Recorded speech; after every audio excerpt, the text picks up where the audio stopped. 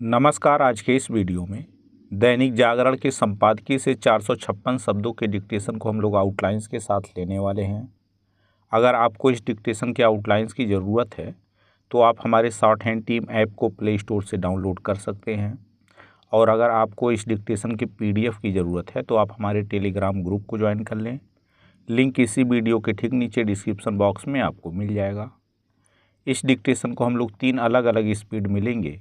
पहली बार में 70 की स्पीड में, दूसरी बार में 80 की स्पीड में, तो तीसरी और आखिरी बार में इसी डिक्टेशन को हम लोग 90 की स्पीड में लेने वाले हैं। तो 70 की स्पीड में आपका डिक्टेशन स्टार्ट होगा 5 सेकेंड के बाद। तब तक के लिए आप रेडी रहें।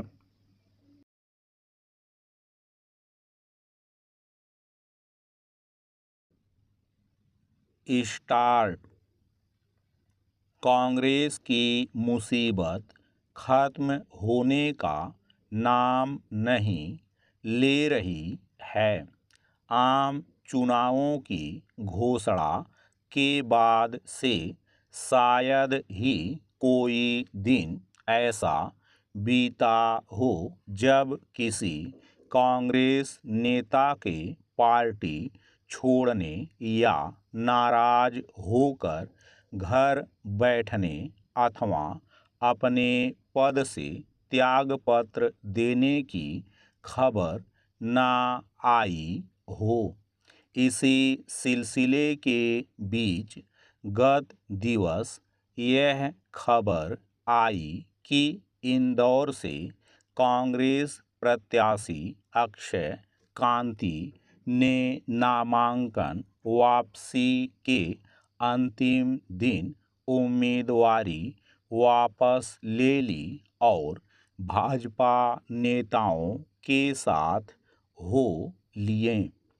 इंदौर में तो मतदान होगा क्योंकि कुछ प्रत्याशी चुनाव मैदान में हैं, लेकिन सूरत में इसकी नौबत ही नहीं आई क्योंकि वहां कांग्रेस प्रत्याशी नीलेश कुंभानी के प्रस्तावकों के हस्ताक्षर फर्जी होने के चलते उनका नामांकन रद्द हो गया और इसी के साथ निर्दलीय उम्मीदवारों ने अपनी दावेदारी वापस लेकर भाजपा प्रत्याशी मुकेश दलाल के निर्विरोध निर्वाचन का रास्ता साफ कर दिया। जब नीलेश कुंभानी का नामांकन रद्द हुआ था तब कांग्रेस नेताओं ने देश में अघोषित तानाशाही आ जाने का शोर मचाते हुए भाजपा पर तरह तरह के आरोप लगाए हैं, लेकिन एक हफ्ते बाद उन्हें कुंभानी को पार्टी से निकालना पड़ा क्योंकि वह नामांकन रद्द होने के बाद ही लापता हो गए थे। उनके प्रस्तावक भी कांग्रेस के संपर्क से बाहर हो गए थे। कांग्रेस के स्थानीय नेता नीलेश कुंभानी को गद्दार बता रहे, लेकिन वह अब भी खुद को कांग्रेसी कह रहे हैं। इसके विपरीत इंदौर से प्रत्याशी बनाए गए अक्षय कांति भाजपा में जाने की तैयारी कर रहे हैं। पैरा। यह पहली बार नहीं जब किसी प्रत्याशी ने अपना नामांकन वापस लेकर विरोधी उम्मीदवार की राह आसान की हो। 2014 के लोकसभा चुनाव में गौतम बुद्ध नगर के कांग्रेस प्रत्याशी मतदान से चंद दिन पहले भाजपा में चले गए थे। इसके पहले 2012 में लोकसभा उपचुनाव में कन्नौज से सपा प्रत्याशी डिम्पल यादव विरोधी उम्मीदवारों के नाम वापस लेने और नामांकन न दाखिल कर पाने के कारण बिना लड़े चुनाव जीत गई थी। अरुणाचल प्रदेश में लोकसभा चुनाव के साथ हो रहे विधानसभा चुनाव में तो भाजपा के 10 प्रत्याशी बिना लड़े चुनाव जीत गए। अतीत में अन्य अनेक नेता चुनौती के अभाव में बिना मतदान हुए लोकसभा या विधानसभा पहुंच चुके हैं, लेकिन सूरत और इंदौर के मामले कांग्रेस की दयनीय दशा को उजागर कर रहे हैं, क्योंकि उसके उम्मीदवार मुकाबले से बाहर आ गए। दोनों स्थानों पर कांग्रेस नेता ही यह कह रहे हैं कि उपयुक्त उम्मीदवारों का चयन नहीं किया गया।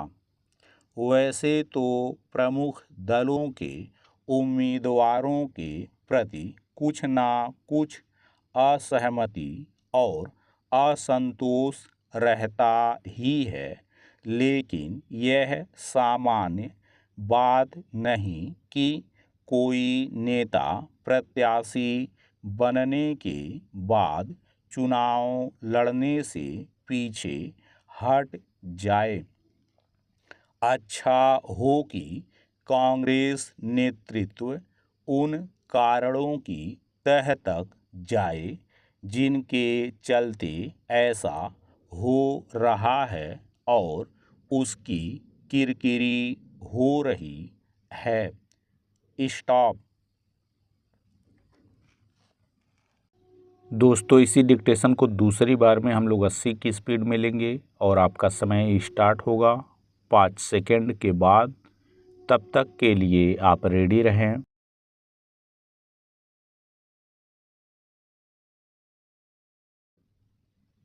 स्टार्ट। कांग्रेस की मुसीबत खत्म होने का नाम नहीं ले रही है।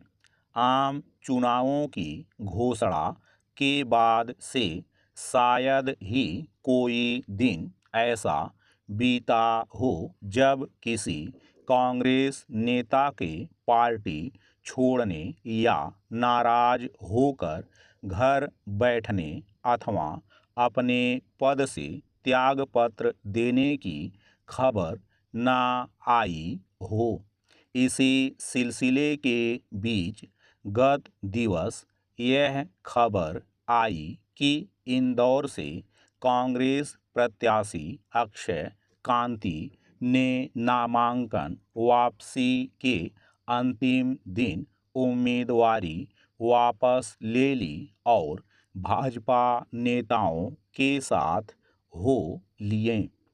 इंदौर में तो मतदान होगा क्योंकि कुछ प्रत्याशी चुनाव मैदान में हैं, लेकिन सूरत में इसकी नौबत ही नहीं आई क्योंकि वहां कांग्रेस प्रत्याशी नीलेश कुंभानी के प्रस्तावकों के हस्ताक्षर फर्जी होने के चलते उनका नामांकन रद्द हो गया और इसी के साथ निर्दलीय उम्मीदवारों ने अपनी दावेदारी वापस लेकर भाजपा प्रत्याशी मुकेश दलाल के निर्विरोध निर्वाचन का रास्ता साफ कर दिया। जब नीलेश कुंभानी का नामांकन रद्द हुआ था तब कांग्रेस नेताओं ने देश में अघोषित तानाशाही आ जाने का शोर मचाते हुए भाजपा पर तरह तरह के आरोप लगाए थे, लेकिन एक हफ्ते बाद उन्हें कुंभानी को पार्टी से निकालना पड़ा क्योंकि वह नामांकन रद्द होने के बाद ही लापता हो गए थे। उनके प्रस्तावक भी कांग्रेस के संपर्क से बाहर हो गए थे। कांग्रेस के स्थानीय नेता नीलेश कुंभानी को गद्दार बता रहे, लेकिन वह अब भी खुद को कांग्रेसी कह रहे हैं।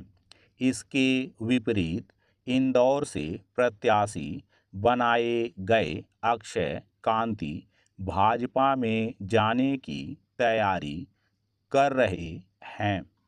पैरा, यह पहली बार नहीं जब किसी प्रत्याशी ने अपना नामांकन वापस लेकर विरोधी उम्मीदवार की राह आसान की हो।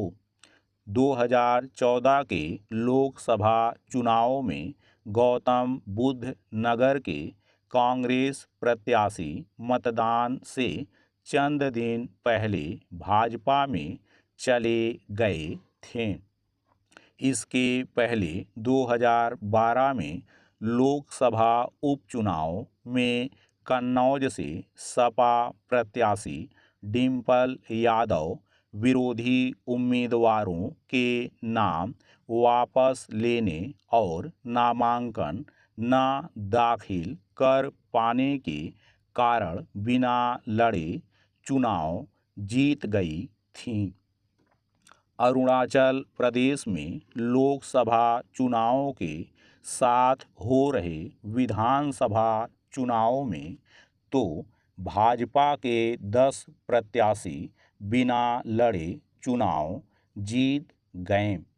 अतीत में अन्य अनेक नेता चुनौती के अभाव में बिना मतदान हुए लोकसभा या विधानसभा पहुंच चुके हैं, लेकिन सूरत और इंदौर के मामले कांग्रेस की दयनीय दशा को उजागर कर रहे हैं क्योंकि उसके उम्मीदवार मुकाबले से बाहर आ गए। दोनों स्थानों पर कांग्रेस नेता ही यह कह रहे हैं कि उपयुक्त उम्मीदवारों का चयन नहीं किया गया। वैसे तो प्रमुख दलों के उम्मीदवारों के प्रति कुछ न कुछ असहमति और असंतोष रहता ही है, लेकिन यह सामान्य बात नहीं कि कोई नेता प्रत्याशी बनने के बाद चुनाव लड़ने से पीछे हट जाए। अच्छा हो कि कांग्रेस नेतृत्व उन कारणों की तह तक जाए जिनके चलते ऐसा हो रहा है और उसकी किरकिरी हो रही है। स्टॉप। दोस्तों, इसी डिक्टेशन को तीसरी और आखिरी बार में हम लोग 90 की स्पीड में लेंगे और आपका समय स्टार्ट होगा 5 सेकंड के बाद। तब तक के लिए आप रेडी रहें।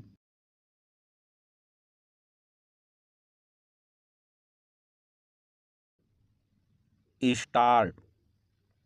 कांग्रेस की मुसीबत खत्म होने का नाम नहीं ले रही है। आम चुनावों की घोषणा के बाद से शायद ही कोई दिन ऐसा बीता हो जब किसी कांग्रेस नेता के पार्टी छोड़ने या नाराज होकर घर बैठने अथवा अपने पद से त्यागपत्र देने की खबर ना आई हो। इसी सिलसिले के बीच गत दिवस यह खबर आई कि इंदौर से कांग्रेस प्रत्याशी अक्षय कांति ने नामांकन वापसी के अंतिम दिन उम्मीदवारी वापस ले ली और भाजपा नेताओं के साथ हो लिए। इंदौर में तो मतदान होगा क्योंकि कुछ प्रत्याशी चुनाव मैदान में हैं, लेकिन सूरत में इसकी नौबत ही नहीं आई क्योंकि वहां कांग्रेस प्रत्याशी नीलेश कुंभानी के प्रस्तावकों के हस्ताक्षर फर्जी होने के चलते उनका नामांकन रद्द हो गया और इसी के साथ निर्दलीय उम्मीदवारों ने अपनी दावेदारी वापस लेकर भाजपा प्रत्याशी मुकेश दलाल के निर्विरोध निर्वाचन का रास्ता साफ कर दिया। जब नीलेश कुंभानी का नामांकन रद्द हुआ था तब कांग्रेस नेताओं ने देश में अघोषित तानाशाही आ जाने का शोर मचाते हुए भाजपा पर तरह तरह के आरोप लगाए थे, लेकिन एक हफ्ते बाद उन्हें कुंभानी को पार्टी से निकालना पड़ा क्योंकि वह नामांकन रद्द होने के बाद ही लापता हो गए थे। उनके प्रस्तावक भी कांग्रेस के संपर्क से बाहर हो गए थे। कांग्रेस के स्थानीय नेता नीलेश कुंभानी को गद्दार बता रहे, लेकिन वह अब भी खुद को कांग्रेसी कह रहे हैं। इसके विपरीत इंदौर से प्रत्याशी बनाए गए अक्षय कांति भाजपा में जाने की तैयारी कर रहे हैं। पैरा यह पहली बार नहीं जब किसी प्रत्याशी ने अपना नामांकन वापस लेकर विरोधी उम्मीदवार की राह आसान की हो। 2014 के लोकसभा चुनाव में गौतम बुद्ध नगर के कांग्रेस प्रत्याशी मतदान से चंद दिन पहले भाजपा में चले गए थे।